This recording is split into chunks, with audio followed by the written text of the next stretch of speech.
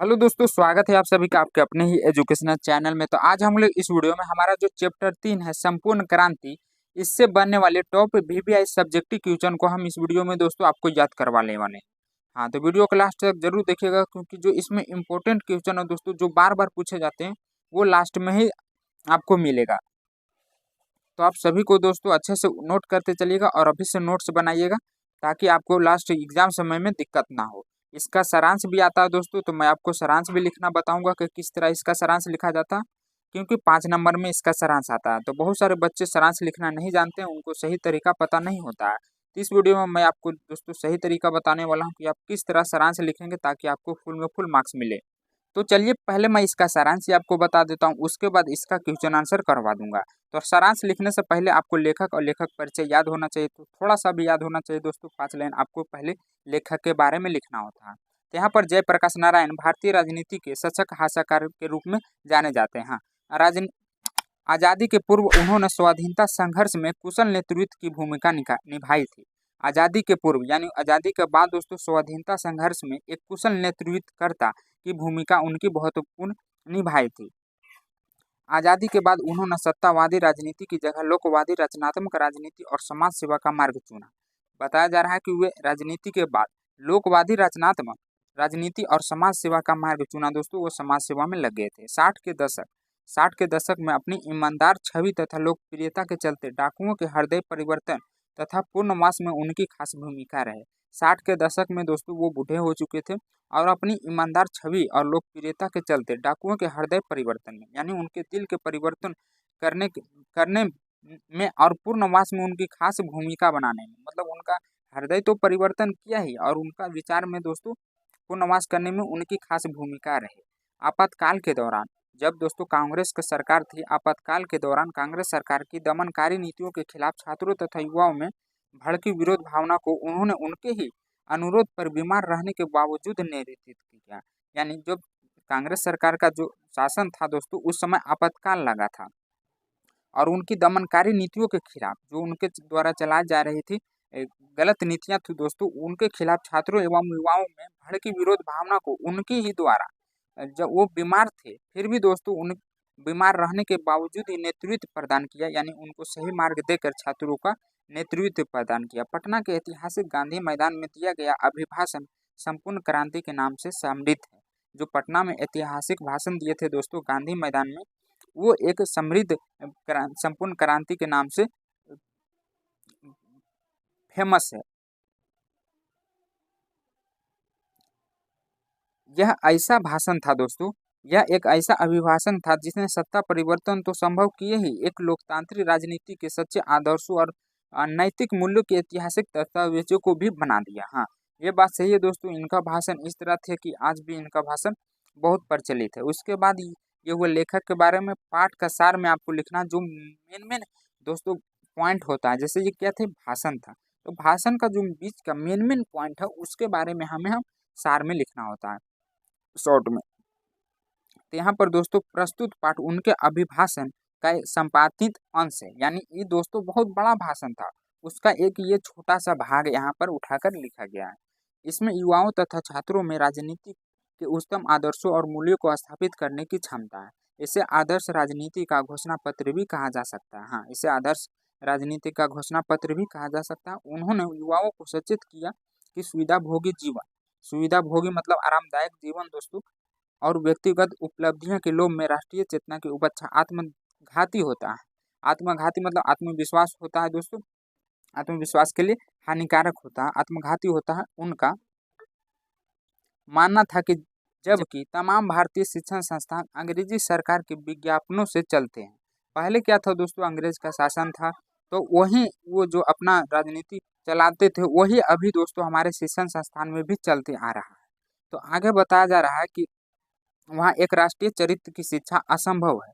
जब वहाँ पर दोस्तों अंग्रेज द्वारा विज्ञापन चलाया जा रहा था, तो वहाँ पर एक राष्ट्रीय चरित्र की शिक्षा असंभव है। इसलिए देश में युवाओं से अपील करते हैं कि वे गरीबी, अशिक्षा, भ्रष्टाचार आदि समस्याओं को दूर करने के प्रति जागरूक हो। जो हमारे देश में दोस्तों आज़ादी के बाद गरीबी, भूख, अशिक्षा, भ्रष्टाचार आदि समस्याओं को दूर करने के प्रति जागरूक किसे करना, युवाओं को, और संगठित होकर आंदोलन के माध्यम से जनता को सरकार के संवेदनहीन नीतियों के खिलाफ जागृत करना। संवेदनहीन मतलब सरकार के द्वारा चलाई जा रही दोस्तों खराब नीतियों के खिलाफ जागृत माने उसे प्रेरित करना है और उसे सुधारना, उन्हें आत्मनिर्भर बनने के लिए प्रेरित करना है। अपने आप पर दोस्तों आत्मनिर्भर बनने के लिए प्रेरित करना है। वे चुनावों में भारी रकम खर्च का विरोध करें। जो चुनाव होता है दोस्तों, आज एक मुखिया का भी चुनाव होता है तो उसमें बहुत सारे पैसे खर्च किए जाते हैं। चुनाव में भारी बकर खर्च का विरोध करें और मानते हैं कि ये खर्च भ्रष्टाचार और कालाबाजारी को पनपने का अवसर देते हैं। जैसे जो नेता पैसा खर्च करता है वो आखिर लाता कहाँ पैसा से, कालाबाजारी से ही लाता है, जिससे दोस्तों अधिक और कालाबाजारी पनपने का अवसर भी मिल जाता है पैसा इकट्ठा करने के लिए। इसलिए वे सत्ता परिवर्तन के लिए बनाई गई संघर्ष समितियों को सतत सक्रिय रहने की नसीहत देते हैं। वे छात्रों से उम्मीद करते हैं कि चुनाव होने की दशा में ये छात्र व जन संघर्ष समितियां जो दल विहीन होगी सर्वसम्मत से उम्मीदवार चुनेगी। मतलब दोस्तों सबके उम्मीद से उम्मीदवार चुने जाएंगे। चुनाव जीतने पर भी उक्त उम्मीदवार के भावी कार्यक्रमों का भी संघर्ष समितियां निरीक्षण करेगी। यानी जब उम्मीदवार चुनाव जीत जाएगा दोस्तों तो उसके बाद भी वो निरीक्षण करेगी कि कार्यक्रम में अच्छा से हो रहा है कि ना, काम अच्छे से हो रहा है कि ना, निरीक्षण करेगी तथा पथ भ्रष्ट होने पर ऐसे उम्मीदवार को इस्तीफा देने को भी बाध्य करेगी। जैसे कोई उम्मीदवार मतलब जीत जाता है दोस्तों तो क्या होता है कि कभी कभी काम अच्छे से नहीं करता तो उम्मीदवार द्वारा उन्हें इस्तीफा देने को भी बाध्य करी जाएगी कि आप अच्छे से काम नहीं कर रहे हैं तो आप इस्तीफा दे दीजिए, इसके जगह तो दूसरा कोई आ सकता है वो अच्छे से काम करेगा। तो इस तरह भी दोस्तों उसे बाध्य किया जाता है। इसके अलावा ये संघर्ष समितियां केवल शासन की गलत नीतियों का ही विरोध करने का सीमित न रहकर गांव में छोटे अफसरों, बाबुओं और पुलिस आदि की घुसखोरी के खिलाफ भी संघर्ष करेगी। आज के गांव में भी क्या होता है दोस्तों कि जब एक थाना होता है या प्रखंड होता है उसमें अफसर बाबुए या पुलिस की भी बहुत मानामानी चलती है और घुसखोरी चलती है, तो उसके खिलाफ भी दोस्तों हम संघर्ष करेंगे। बड़े किसानों द्वारा छोटे किसानों के उत्पीड़न को भी रोकेगी। जैसे क्या होता है कभी कभी जो बड़े किसान होते हैं दोस्तों उनके द्वारा छोटे किसानों को सताया जाता है, उत्पीड़न कराया जाता है, तो उनको भी दोस्तों हम रोकेंगे। ये कहा जा रहा मतलब कह रहे हैं जयप्रकाश नारायण अपने भाषण में। इस तरह प्रस्तुत पाठ भारतीय राजनीति का एक आवश्यक एवं मनोवैचिक चेहरा सामने रखता है। हाँ, तो इतना आपको लिखना है दोस्तों, जो मेन पॉइंट होता है पाठ के सार में लिखना है। उसके बाद इसका क्वेश्चन आंसर आता है जो कि काफी इम्पोर्टेंट है, तो आपको नोट करते चलना है दोस्तों पाठ के साथ। जिसमें पहला क्वेश्चन क्या है, आंदोलन के नेतृत्व के संबंध में जयप्रकाश नारायण के क्या विचार थे, आंदोलन का नेतृत्व किस शर्त पे स्वीकार करते थे। देखिए उनका एक विचार था दोस्तों और किस शर्त पे वे स्वीकार करना चाहते थे उसके बारे में बताना। तो ये कहानी में दोस्तों बहुत ही अच्छे से बताया गया था। उसका आंसर भी आपको खुद से लिखना, नहीं तो यहाँ पर जो मैं लिखा हूँ वो भी आप पढ़ लेंगे तो एक बार में ही आपको याद हो जाएगा। आंदोलन के नेतृत्व के संबंध में यहाँ पर दोस्तों जयप्रकाश नारायण का विचार था कि देश के युवा आंदोलन का संचालन करें। उनका कहना था दोस्तों कि जो देश के युवा हैं वो संचालन करें, हम उनका मार्गदर्शन करेंगे। जैसे एक टीचर होता है तो क्या होता है वो सिर्फ रास्ता बताता है, मेहनत स्टूडेंट ही करता है। उसी तरह यहाँ पर जयप्रकाश नारायण कह रहे हैं कि देश के युवा आंदोलन का संचालन करेंगे और उनका मार्गदर्शन जयप्रकाश नारायण करेंगे। वे युवा देश से गरीबी, भूख, अशिक्षा, भ्रष्टाचार आदि समस्याओं को दूर करने के प्रति वैचारिक जागरूकता तथा संगठनात्मक भावना का विकास जनता के आंदोलन के माध्यम से करे तथा उन्हें सरकार की संवेदनहीन नीतियों के खिलाफ जागृत करे। जो दोस्तों यहाँ पर आंदोलन चलाए जा रहे थे उसमें संवेदनहीन नीतियों के खिलाफ भी जागृत करे और उसे सुधारे। आंदोलन के नेतृत्व के लिए उनकी शर्त थी कि वह केवल नाम के लिए नेता नहीं बनेंगे। यदि कोई उन्हें सामने खड़ा करके अपने अनुसार काम करने के लिए डिक्टेट करे तो वे नेतृत्व नहीं करना चाहेंगे। उनका कहना था कि मैं जिस तरह आपको रास्ता बता रहा हूँ आप उसी तरह कीजिए, मेरे बीच में कोई ना बोले। जैसे कोई क्या होता है कि बीच में बोलने लगता है कि हाँ ऐसे नहीं ऐसे ठीक है, तो वही यहाँ पर कह रहे हैं कि जयप्रकाश नारायण कि मुझे कोई बीच में टोके ना, मैं जैसे कर रहा हूँ वैसे मुझे करने दो, बीच में कोई टोकता है तो मैं फिर नेतृत्व नहीं करना चाहूँगा। वही बताया जा रहा है यहाँ पर दोस्तों। आंदोलन के नेतृत्वकर्ता के रूप में वे पूर्ण वैचारिक तथा निर्णयगत स्वतंत्रता चाहते थे। मतलब वो अपने के लिए निर्णय लेने के लिए खुद दोस्तों स्वतंत्र चाहते थे कि जो मैं निर्णय लूँ वही आपको करना है। तो ये दोस्तों आप खुद से भी लिख सकते हैं, अगर आप कहानी पढ़ेंगे तो आपको पता होगा। अगला क्वेश्चन है, जयप्रकाश नारायण के छात्र जीवन और अमेरिका प्रवास का परिचय देश की अवधि में कौन सी बातें आपको प्रभावित करती है। तो ये क्वेश्चन दोस्तों बहुत कम पूछा जाता, ना के बराबर ही पूछा जाता। अगर आप चाहें तो इसको उतार सकते हैं नोट्स बनाने के लिए। ऐसे तो मैं कहूँगा कि छोड़ दीजिए, क्योंकि ये क्वेश्चन कभी पूछा ही नहीं जाता। एक आध बार आ जाएगा, पहले आता था लेकिन अब नहीं आता, ये क्वेश्चन बहुत कम ही पूछा गया है। उसके बाद ये क्वेश्चन इंपॉर्टेंट है दोस्तों, तो इसको आपको ज़्यादा ध्यान देना। जयप्रकाश नारायण कम्युनिस्ट पार्टी में क्यों नहीं शामिल हुए। ये क्वेश्चन पूछा जाता है दोस्तों। तो इसका आंसर है, तत्कालीन भारत अंग्रेजों का गुलाम था। पूरे देश में स्वतंत्रता आंदोलन की कम या ज़्यादा लहर थी। तत्कालीन कम्युनिस्ट पार्टी इस आंदोलन में अपने को अलग रखी हुई थी, जबकि जयप्रकाश नारायण लेनिन की इस मान्यता से सहमत थे कि देश में आज़ादी चल रही हो, भले ही इस लड़ाई का नेतृत्व पूंजीवादी शक्तियों के हाथ में हो, फिर भी कम्युनिस्ट समूह को अपने को इससे अलग नहीं रखना चाहिए। जयप्रकाश नारायण के लिए कम्युनिस्ट सिद्धांत पालन से ज़्यादा महत्वपूर्ण सवाल उस समय भारत की आज़ादी का था। अतः वे कम्युनिस्ट पार्टी में शामिल न होकर कांग्रेस पार्टी में शामिल हुए थे। हाँ, और आगे में इसमें दोस्तों सप्रसंग व्याख्या करना, जो कि 5 अंक में पूछा जाता है। प्रश्न 4 पार्ट के आधार पर सप्रसंग स्पष्ट प्रसंग स्पष्ट कर व्याख्या करें। इसमें कहा है दोस्तों कि अगर कोई डेमोक्रेसी का दुश्मन है तो वे लोग दुश्मन हैं जो जनता के शांतिमय कार्यक्रमों में बाधा डालते हैं, उनकी गिरफ्तारियां करते हैं, उन पर लाठीचार्ज करते हैं, गोलियां चलाते हैं। जब जयप्रकाश नारायण भाषण देने वाले थे दोस्तों पटना के गांधी मैदान में, तो बहुत सारे स्टूडेंट उनकी भाषण में शामिल होने के लिए आ रहे थे। तो वहीं पर दोस्तों उनके शांतिमय कार्यक्रमों को बाधा डाला जाता है और उनकी गिरफ्तारी की जाती है, लाठीचार्ज किए जाते हैं।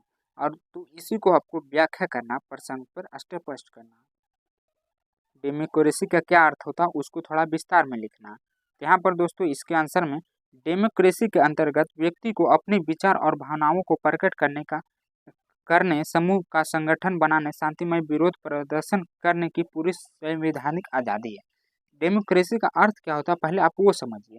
इसके अंतर्गत अपने विचार की भावनाओं को प्रकट करने, समूह का संगठन बनाने, शांतिमय विरोध प्रदर्शन करने की पूरी संवैधानिक आज़ादी, मतलब पूर्ण तरह से दोस्तों यह छूट होती है कि आप अपने तरफ से शांतिमय प्रदर्शन कर सकते हैं या समूह का संगठन कर सकते हैं। इसके बावजूद हाँ, बावजूद इसके जब जयप्रकाश नारायण के साथ तत्कालीन कांग्रेस सरकार के खिलाफ पटना के गांधी मैदान में लोगों को नए आंदोलन के लिए जागरूक करने हेतु एकत्र करने का प्रयास किया, तो सरकार ने जगह जगह से लोगों की गिरफ्तारियां करवाई, उनके प्रदर्शनों पर लाठी डंडे और गोलियां चलवाई। यह सत्ता का दमनकारी चरित्र है जो व्यवहारिक तौर पर अपने खिलाफ उठाने वाली हर तरह की आवाज़ को दबा देना चाहती है। मतलब जब वो भाषण देने वाले थे दोस्तों, तो वो नहीं चाहते थे कि सभी बच्चे जुटे और उनके आवाज़ को दबा देना चाहते थे। ऐसी स्थिति में लोकतांत्रिक मूल्यों की दुश्मन सामान्यतः जनता नहीं सरकार ही बन जाया करती है। और अगला क्वेश्चन भी उसी समय का है दोस्तों जिस समय वो भाषण दे रहे थे। व्यक्ति से नहीं, हमें तो नीतियों से झगड़ा है, सिद्धांतों से झगड़ा है, कार्यों से झगड़ा है। इसका भी दोस्तों आपको स्पष्ट थोड़ा व्याख्या करके लिखना है। एक राष्ट्रीय स्तर के राजनीतिक आंदोलन में विरोध अक्सर सत्ता की अधूरदर्शी नीतियों और देश की जमीनी सच्चाई से बात अंतर विरोध से उपजता है। राजनीतिक आंदोलन का विरोध कब निकलता है दोस्तों? अदूरदर्शी नीतियों के देश की जमीनी सच्चाई के बीच अंतर विरोध से उपजता, मतलब आपस में जब बातचीत होता है दोस्तों, तो उसी से उनका सच्चाई बाहर निकलता है। जयप्रकाश जी अपने भाषण में बताते हैं कि इंदिरा गांधी से उनका निजी विरोध नहीं है, बल्कि एक शासक के रूप में उनके द्वारा बनाई गई नीतियों से जो वे नीति चलाई थी दोस्तों, उनके से उनका विरोध था नीति से। वे जवाहरलाल नेहरू से मधुर संबंध होने के बावजूद उनकी हंगरी, तिब्बत और चीन के प्रति परराष्ट्र नीति के विरोधी थे। वे जवाहरलाल नेहरू से अच्छे से बात करते थे दोस्तों, मधुर से यानी प्रेम से बात करते थे, लेकिन फिर भी उनकी थोड़ी सी भी गलती पर उनको बोल दिया करते थे। वे लाल बहादुर शास्त्री की तत्कालीन कश्मीर नीति का विरोध करते थे। कुल मिलाकर एक राष्ट्रीय नीति के विरोध करने के लिए विरोधी को भी स्वयं व्यापक ज्ञान और राजनीतिक समझ होनी चाहिए। जयप्रकाश नारायण की राजनैतिक जागरूकता ही उन्हें इतना साहस देती थी कि वे शासन की नीतियों का विरोध कर सके। उसके बाद दोस्तों आपको लिखना 5वां नंबर क्वेश्चन, बापू और नेहरू किस विशेषता का उल्लेख जेपी के भाषण में किया।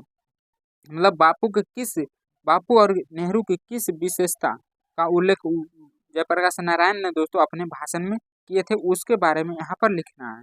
तो बापू और नेहरू क्रमशः लोकप्रिय राष्ट्रीय नेता और सत्तासीन व्यक्तित्व होने के बावजूद अपने विरोधियों के प्रति वैमनस्य से नहीं पालते थे।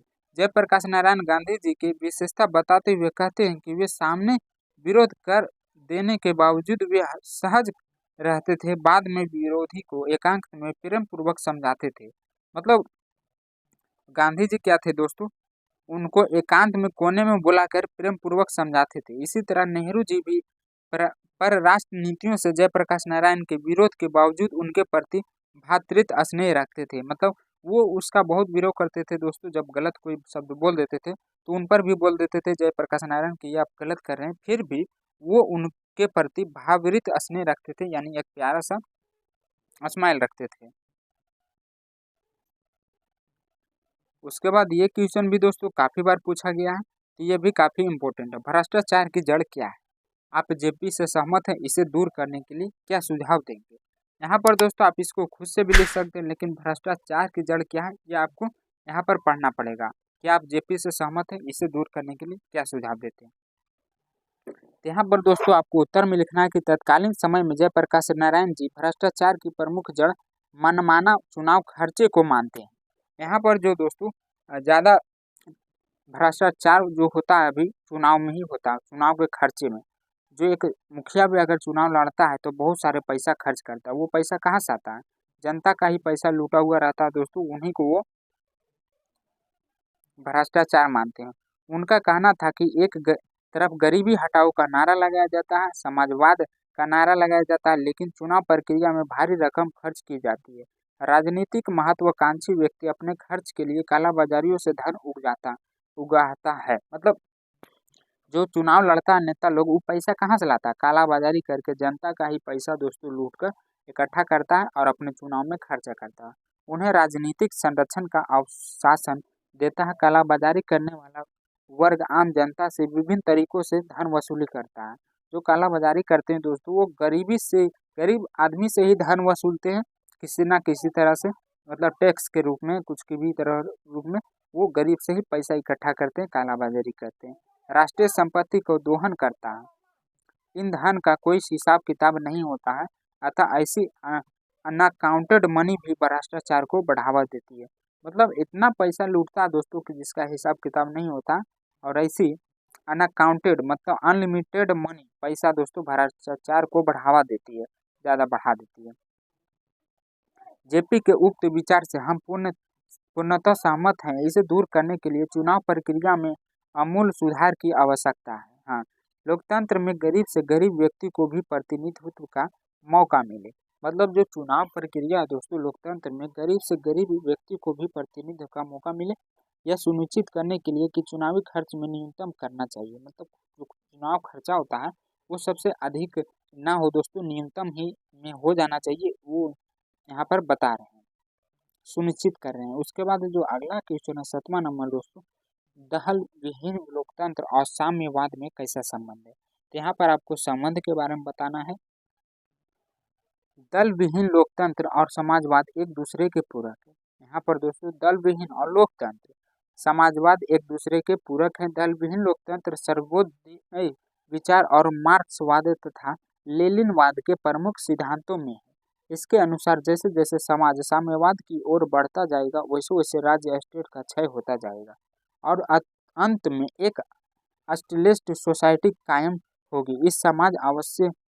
यह समाज अवश्य ही लोकतांत्रिक होगा, बल्कि उस समाज में लोकतंत्र का सच्चा स्वरूप प्रकट होगा। जब यह लोकतंत्र निश्चय ही दल विहीन होगा। स्टेटलिस्ट सोसाइटी शासन मुक्त समाज बनाना चाहता है तो यह शायद ही दलयुक्त होगा।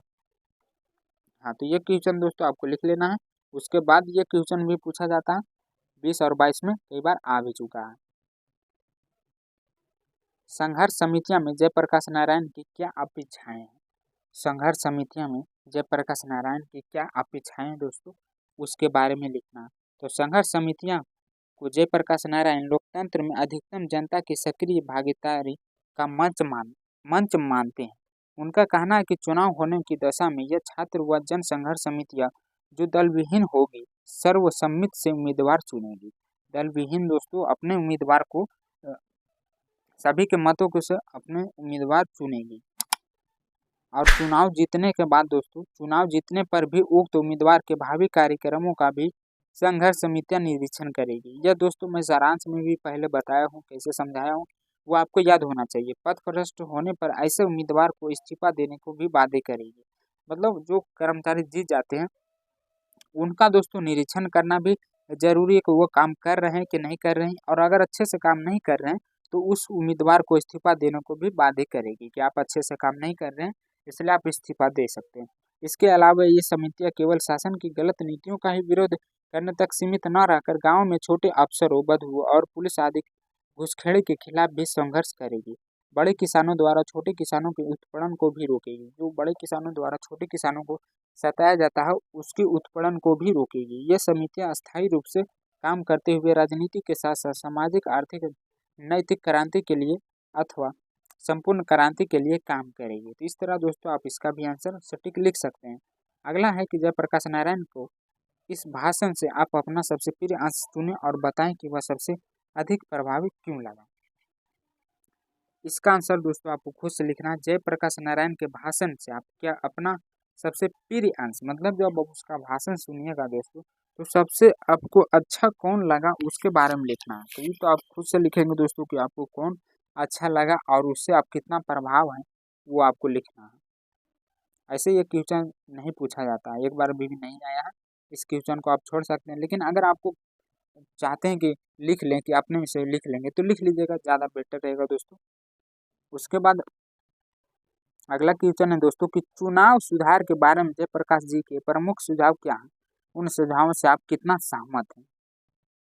चुनाव जो अभी लड़ा जा रहा है दोस्तों जिसमें बहुत सारे खर्चे किए जाते हैं, तो जयप्रकाश नारायण का कहना था कि उन चुनाव को सुधारा जाए और उसको दोस्तों एक अच्छे से किया जाए ताकि कम खर्चा में हो जाए। तो जयप्रकाश जी जोर देकर कहते हैं कि हमारी वर्तमान चुनाव प्रणाली में लोकतांत्रिक मूल्यों का वास्तविक संरक्षण नहीं दिखाई देता है। वास्तविक संरक्षण नहीं दिखाई देता। जनता का काम सिर्फ मतदान करना भर है। अब फिर क्या होता है कि चुनाव आता है, मतदान किया, बस उतना ही काम है। एक बार चुनाव किए जाने के बाद उम्मीदवार निरंकुश या भ्रष्ट हो जाए तो जनता उससे वापस नहीं कर सकती है। वो 5 साल तक दोस्तों शासन करेगा ही, उसके बाद वो दूसरा चुनाव लड़ेगा। अतः चुनाव की पूरी प्रक्रिया में जनता की भागीदारी सुनिश्चित हो सके इसके लिए वे छात्र संघर्ष समितियों की भूमिका पर बल देते हैं। ये समितियां सर्वसम्मत उम्मीदवार को चुनकर जिताए और उसके भ्रष्ट पथ होने पर वापस बुलाने में भी सक्षम हो। मतलब जो चुनाव प्रक्रिया दोस्तों उनके द्वारा कहना है कि छात्रों को भी चुनाव देने का अवसर दिया जाए और वो अपने से सभी के उम्मीदों से उम्मीदवार चुने और जब वो अच्छा काम नहीं करे तो उसे हटा भी सके। इसके अलावा चुनाव में बड़े पैमाने पर हो रहे खर्चे जिससे कालाबाजारी और भ्रष्टाचार को बढ़ावा मिलता है पर भी नियंत्रण किया के सुझाव से हम सहमत हैं। आज देश के कोने कोने में राइट टू रिकॉल एक्ट बनाने की मांग उठ रही है जो राजनेताओं के भ्रष्ट चरित्र के खिलाफ उनकी वापसी का मार्ग प्रशस्त करती है। हाँ, ये भी दोस्तों काफ़ी इम्पोर्टेंट है, इसको भी आपको अच्छे से याद कर लेना है।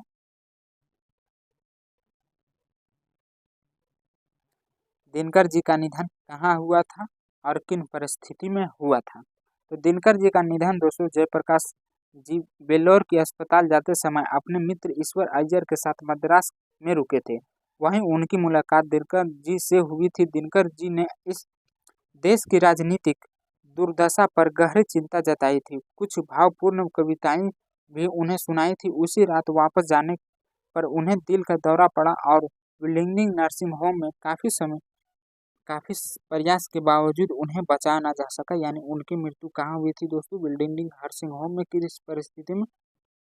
तो दिल की दौरा पड़ने पर दोस्तों उनकी मृत्यु हो गई थी। जयप्रकाश नारायण किस प्रकार का नेतृत्व करना चाहते थे? ये भी क्वेश्चन दोस्तों काफ़ी इम्पोर्टेंट है और आसान भी है। नेतृत्व के संबंध में जयप्रकाश नारायण का विचार था कि आंदोलन का संचालन देश के युवा करे तथा वर्गीय लोग उनका मार्गदर्शन करें। जो दो युवा थे वे संचालन करेंगे और वे क्या करते दोस्तों? उनका मार्गदर्शन करते कि आपको इस दिशा में चलना, इस दिशा में चलना। युवा वर्ग